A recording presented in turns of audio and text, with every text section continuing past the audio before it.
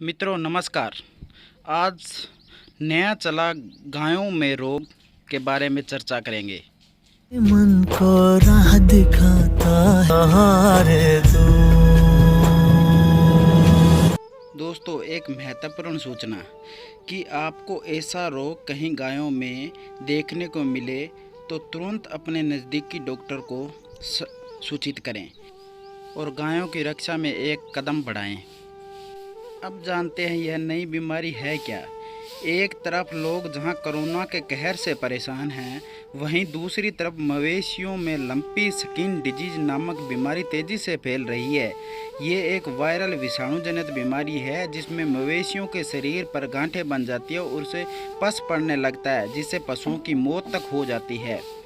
यह बीमारी LSDV विषाणु द्वारा पशुओं में फैलती है, जिससे सामान्य भाषा में पशुपालक गांठ द्वार त्वचा रोग कहते हैं। यह रोग गाय व भैंस को सामान्यतः अपनी चपेट में लेती है। LSD एक पशु से दूसरे पशु में खून चूसने वाली मक्खी, मच्छर, चींचड़, जूं से फैलता है।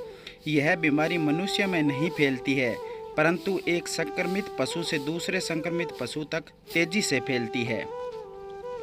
इस बीमारी के कारण पशुपालक उद्योग को दूध की पैदावार में कमी, गायों और सांडों के बीच प्रजनन क्षमता में कमी, गर्भपात, क्षतिग्रस्त त्वचा और खाल, वजन में कमी या वृद्धि और कुछ मामलों में असामयिक मृत्यु भी देखी जा सकती है। अब देखते हैं बीमारी की क्या पहचान है। इस बीमारी के आक्रमण में सबसे पहले मवेशी के शरीर में गांठ बनने लगती है, जैसे नीचे पिक्चर में दिखाया गया है। फिर जख्म बड़े होते जाते हैं, जिसके बाद उस जख्म का इलाज न किया जाए तो उसमें कीड़े लग जाते हैं जो गाय बैल को कमज़ोर कर देते हैं।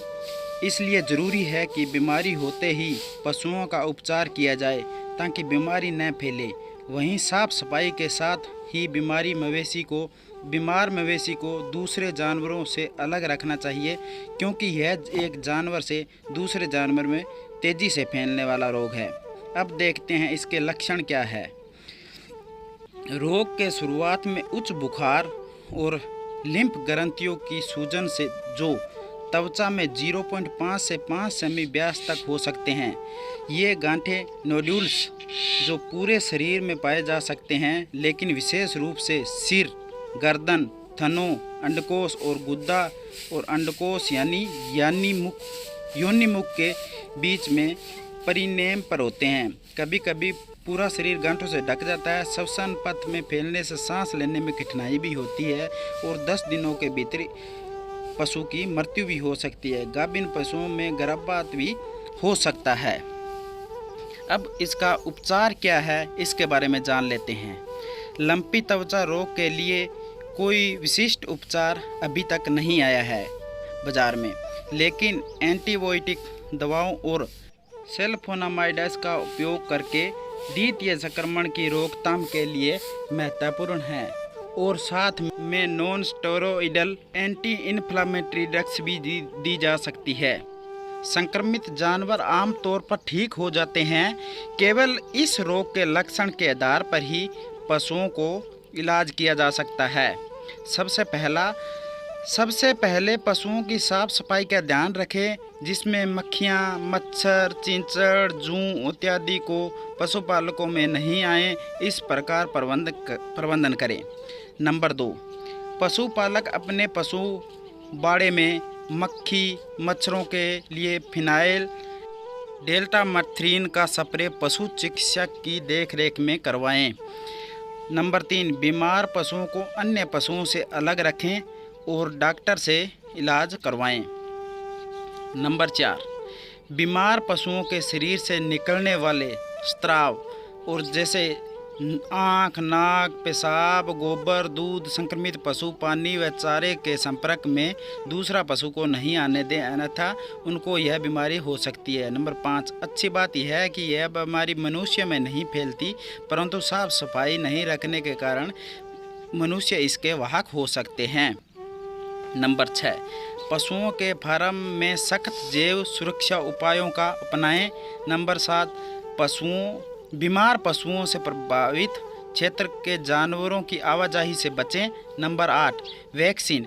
स्वस्थ पशुओं को यह बीमारी अपनी चपेट में ले उससे पहले पशुपालकों को इसकी टीकाकरण आवश्यक रूप से करवा लेना चाहिए, जो बीमारी को नियंत्रण करने और फैलने से रोकने में मदद करता है। 9 नंबर, पशुओं को यह बीमारी कमज़ोर प्रतिरक्षा तंत्र के कारण होती है। पशुओं का प्रतिरक्षा तंत्र मजबूत करने के लिए प्रतिदिन पशुओं को 25 से 50 ग्राम आंवला, तुलसी के पत्ते, 10 ग्राम गिलोय देना चाहिए। नंबर 10, इसके अलावा पशुओं में डिवर्मिंग और मिनरल्स मिक्सर पशुओं को पशु चिकित्सा की देखरेख में देना चाहिए। 11 नंबर, अगर किसी पशुओं को यह बीमारी हो जाती है तो उसको नज़दीकी पशु चिकित्सालय में से संपर्क करके तुरंत उपचार करवाना चाहिए।